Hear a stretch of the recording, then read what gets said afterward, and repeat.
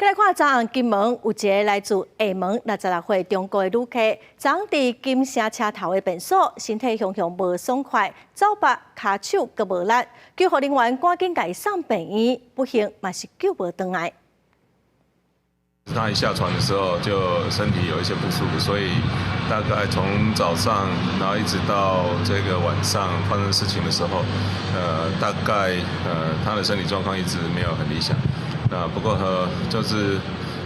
很不幸的，还是发生这样的一个事件。那谢我们这边现在除了这一个警察局同仁帮忙在做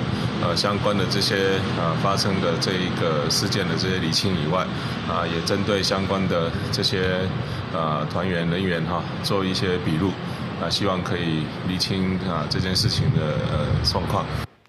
画面中会当看到有真侪旅客伫车头的便所的外口来关心这个中国旅客。这个中国旅客旅行团是有20个人，也毋过伊伫早起出门的时喘气都无介顺，有先食药啊，下晡佮出现状况。目前伊的遗体是先放伫病院，县政府嘛表示讲会全力来协助家属。